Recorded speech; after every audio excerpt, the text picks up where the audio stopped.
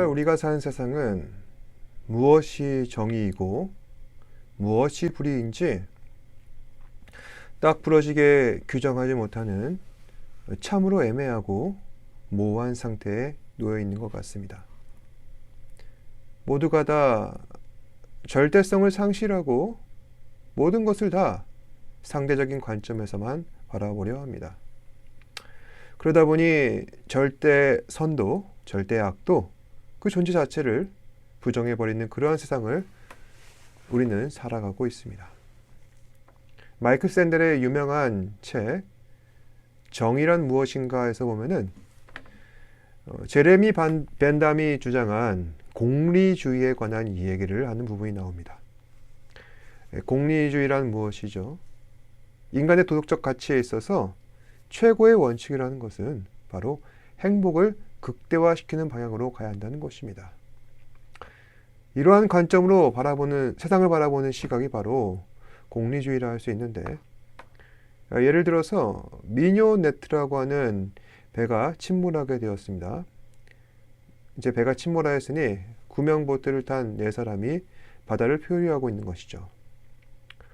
이제 모두가 다 배도 고프고 목도 마르고 육체가 한계에 다다르게 되었습니다. 그 중에 한 사람이 참다 못해 바닷물을 마셔서 병들어 가게 됩니다. 그러자 나머지 3사람은 서로 상의하여서 그 병든 사람을 죽여 시신을 먹고 목숨을 부지하게 됩니다.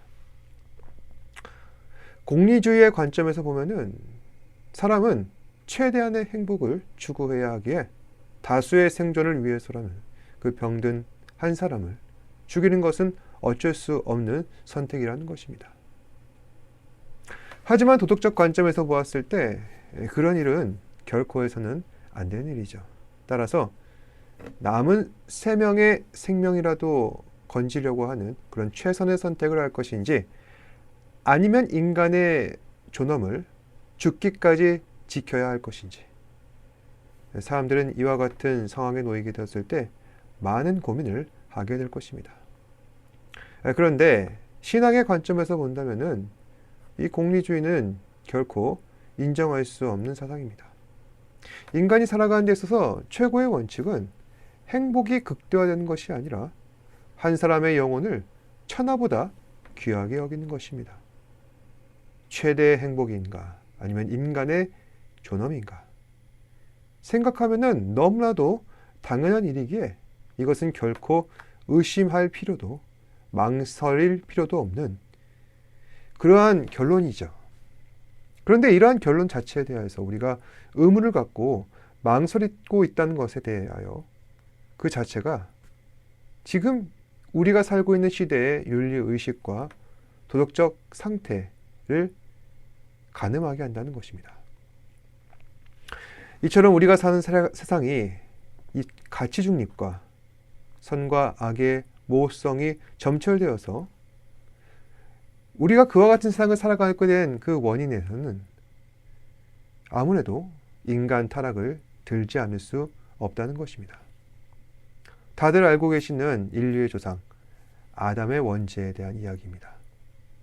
하나님께서는 태초에 만물을 창조하셨습니다. 지으신 모든 것이 보시기에 좋았었고 선하고 아름다웠습니다. 그러한 세상이 변질하게 된 것은, 타락하게 된 것은 무엇 때문입니까? 바로 사단의 장난질 때문이었죠. 오늘 말씀해 보시면 사단은 하나님께서 지으신 피조물 뱀을 이용하였습니다. 근데 왜 하필이면 사단은 인간을 꼬드기는데 뱀을 사용한 것일까요? 오늘 말씀해 보시면 1절에 그런데 뱀은 여호와 하나님이 지으신 들짐승 중에 가장 간교하니라. 그러니까 뱀의 속성은 간교한데 이것은 본래 하나님께서 뱀을 그렇게 지으셨다는 말씀입니다. 뱀의 그런 속성을 사단이 이용한 것이죠. 하나님께서 지으신 피조물에는 저마다 그 선하신 목적을 따라 태어날 때부터 갖고 나온 속성이라는 게 있습니다. 어떤 피조물은 흉폭합니다. 또 어떤 피조물은 온순합니다. 어떤 피조물은 꾀가 많습니다. 어떤 피조물은 게으릅니다. 이처럼 하나님께서는 그 섭리와 계획을 따라 각기 다양한 모습으로 피조물을 만드셨습니다. 그러면 이와 같이 뱀은 간교하다 하였습니다. 그럼 사람은 어떠할까요? 오늘 말씀해 보시면은 마음이 연약합니다. 그리고 누군가의 말에 쉽게 현혹됩니다. 오늘 말씀해 보시면은 아담과 하와가 그러한 속성을 갖고 있다는 것을 아실 수 있을 겁니다. 먼저 사단의 사주를 받은 뱀이 하와에게 다가가 이렇게 전하고 있습니다. 뱀이 여자에게 물어 이르되 하나님이 참으로 너희에게 동산 모든 나무의 열매를 먹지 말라 하시더냐. 여기서 주목할 것이 바로 참으로라는 구절입니다. 뱀은 이 구절 하나로 하와에게 의심의 씨앗을 심어 놓습니다. 하나님께서 하와에게 하셨던 말씀, 아담에게 하셨던 말씀을 한번 되짚어 봅시다. 여호와 하나님이 그 사람에게 명하여 이르시되 동산 각종 나무의 열매는 내가 임의로 먹되 선악을 알게 하는 나무의 열매는 먹지 말라. 내가 먹는 날에는 반드시 죽으리라. 하나님께서는 아담에게 먼저 명령하셔서 동산 나무 열매 가운데 선악을 알게 하는 나무의 열매는 먹지 말라 하십니다. 하나님께서 이 말씀하셨을 때는 아직 하와가 태어나지 않았습니다. 그러니 아담은 분명히 하와가 태어난 후에 하나님의 말씀을 하와에게 전하였을 것입니다. 그런데 하와는 뱀에게 어떻게 전합니까? 여자가 뱀에게 말하되 동산 나무의 열매를 우리가 먹을 수 있으나 중앙에 있는 나무의 열매는 하나님 말씀에 너희는 먹지도 말고 만지지도 말라. 너희가 죽을까 하노라. 여기서 중요한 것은 3절 후반부죠. 너희가 죽을까 하노라. 이 뉘앙스가 어떤 것 같습니까? 하나님께서 하신 말씀에 대한 확신이 없어 보이는 것이죠.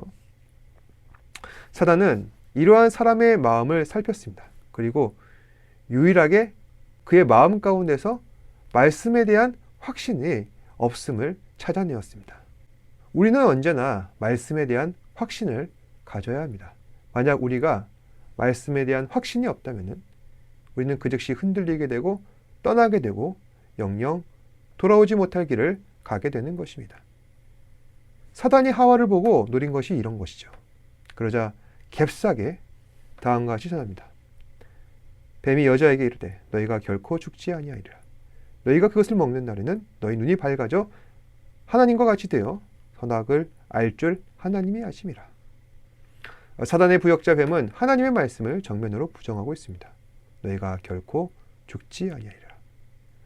그런데 아까 하나님께서는 어떻게 말씀하셨죠? 선악을 알게 하는 나무의 열매는 먹지 말라. 내가 먹는 날에는 반드시 죽으리라. 선악과를 먹으면 반드시 죽는다 말씀하셨습니다. 사단은 하나님의 말씀을 정면으로 부정하였습니다. 그런데 문제는 인간이죠. 사단이 이런 말 하면 우리는 무시해버리면 됩니다. 그런데 아담과 하와는 이 말을 귀담아 듣습니다. 특히 뱀의 말에 하와가 혹한 부분은 이 지점입니다. 너희가 그것을 먹는 날에는 너희 눈이 밝아져 하나님과 같이 되어 선악을 알 줄 하나님이 아심이라. 즉 하와가 혹한 선악과의 효능, 사단이 전하고 있는 이 선악과의 효능은 총 3가지죠. 첫 번째, 선악과를 먹으면 너희 눈이 밝아지리라. 두 번째, 선악과를 먹으면 하나님과 같이 된다. 세 번째, 선악과를 먹으면 선악을 알게 된다. 과연 이 사단이 전하고 있는 3가지 주장이 맞는 말인가? 그럼 먼저 하나씩 검증해 보겠습니다. 첫 번째로 선악과를 먹으면 너희 눈이 밝아지리라. 안타깝게도 아담과 하와는 선악과를 먹음으로 눈이 밝아지지 않습니다. 단지 자신들이 옷 벗었음을 깨달았을 뿐입니다. 눈이 밝아진다는 말은 무슨 뜻일까요? 지혜로워진다, 현명해진다는 뜻이죠. 그런데 지금 아담과 하와는 지혜로워졌습니까? 현명해졌습니까? 지혜롭다는 말은 내가 겪고 있는 그 모든 상황에 대한 사리분별과 판단을 제대로 한다는 뜻입니다. 그런데 아담과 하와는 지금 자신들이 겪고 있는 이 상황을 제대로 인지하고 있을까요? 이해하고 있을까요? 아담은 선악과를 먹었습니다. 그것은 곧 죄를 범한 것입니다.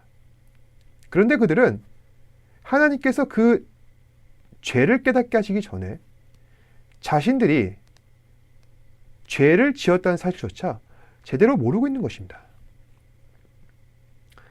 10절 말씀해 보시면은 이르되 내가 동산에서 하나님의 소리를 듣고 벗었으므로 두려워하여 숨었나이다. 아담은 왜 하나님의 소리를 듣고 두려워합니까?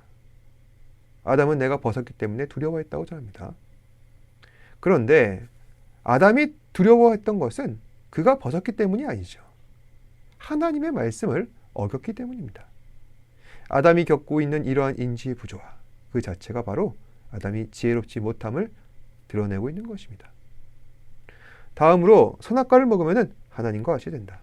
여러분, 아담이 선악과를 먹어서 하나님 같이 되었나요? 이건 애초에 불가능한 일이죠. 어떻게 인간이 하나님이 됩니까? 인간은 절대로 하나님이 될 수 없습니다. 다만 하나님께서는 인간이 될 수도 있습니다. 정확히 말하자면 하나님께서는 인간의 몸을 입으셔서 인성을 취하실 수 있다는 얘기입니다. 즉 예수 그리스도의 성육신을 말하는 것이죠. 하지만 인간은 결코 하나님이 될 수 없습니다. 만약 우리가 믿는 기독교가 그런 것을 가르치고 있다면 그건 사이비 이단인 것이죠. 마지막으로 선악과를 먹으면 선악을 알게 된다. 이건 역시 거짓입니다. 여러분, 인간이 선악과를 먹음으로 어떻게 되었습니까? 선과 악의 구분 자체가 더 모호해져 버렸습니다. 그건 오늘날 세상의 모습들을 보면 더 분명해지죠.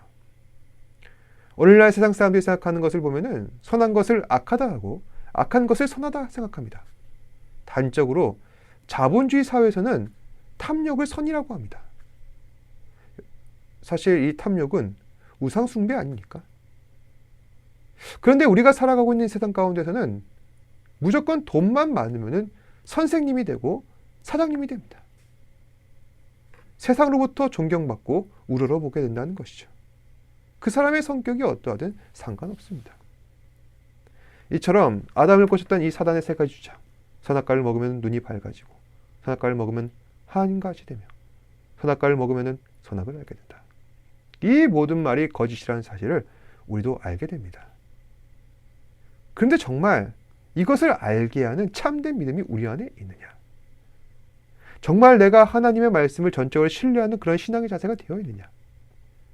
만약 이러한 자세가 되어 있다면 우리는 사단의 말씀은 가볍게 무시하고 하나님의 말씀하신 대로, 명령하신 대로 순종하며 살아가게 된다는 것이죠. 그런데 아담은 실패하였습니다.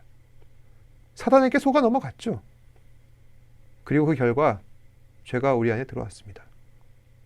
이처럼 사단은 세상을 타락시키는데 성공하였습니다.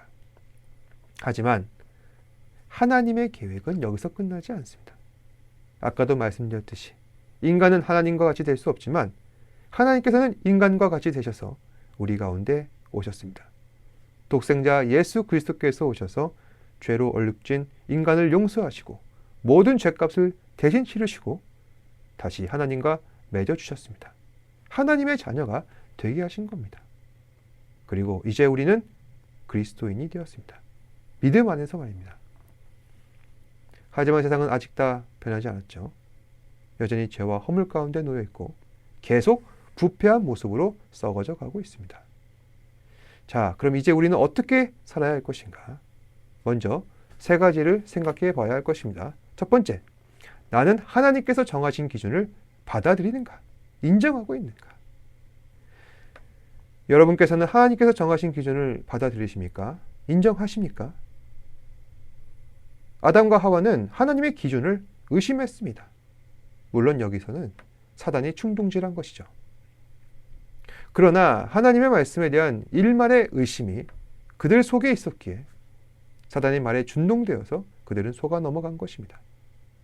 지금도 이러한 사단의 계획은 계속되고 있습니다. 하나님을 떠나게 하고 죄에 속하게 하려는 사단의 계획을 우리가 벗어나려면 우리는 하나님의 기준을 받아들여야 한다는 것입니다.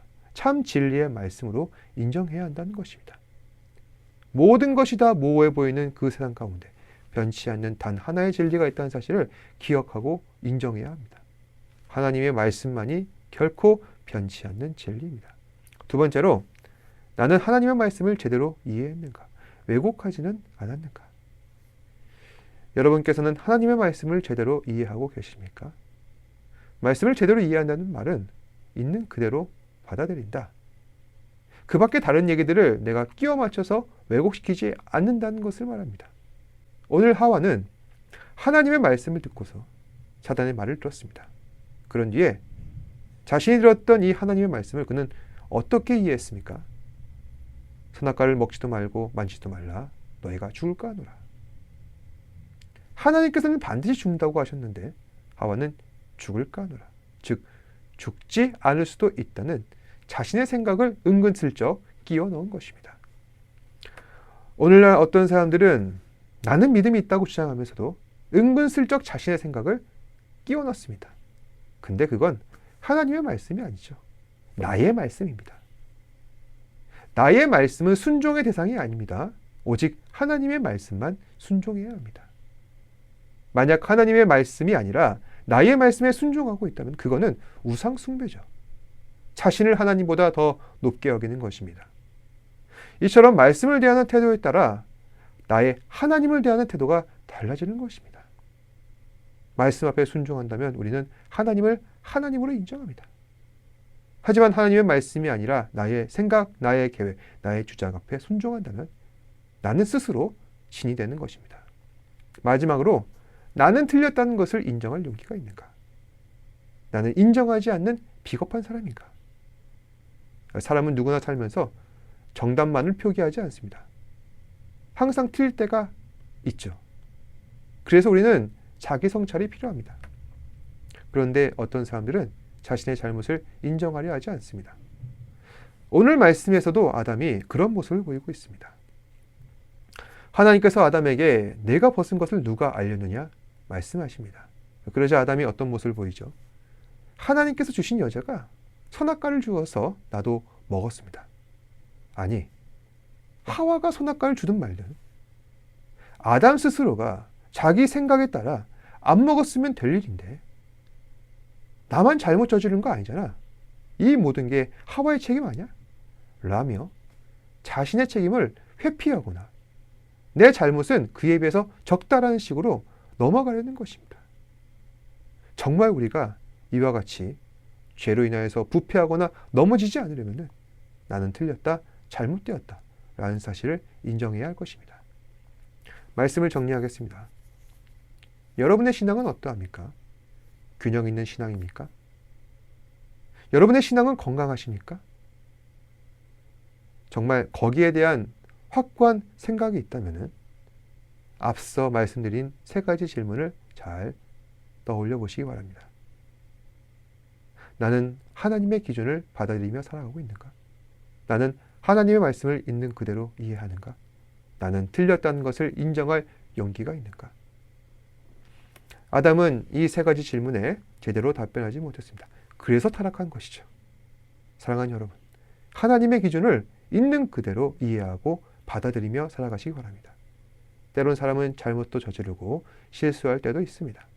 그럴 때마다 인정하고 받아들이며 하나님 앞에 회개하여서 용서를 구함으로 하나님과 인격적 관계를 돈독히 하시기 바랍니다.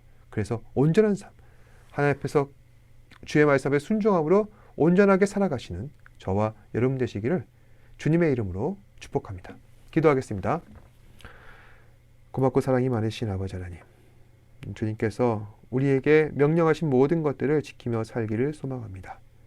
아담이 최초의 죄를 범하여 그 죄가 우리 안에 들어왔는데 우리가 더 이상 하나님의 은혜 안에 거하며 또한 우리가 죄짓지 않기 위하여 온전한 모습으로 살기 위하여 예수 그리스도 안에 거하며 살아가기를 소망합니다.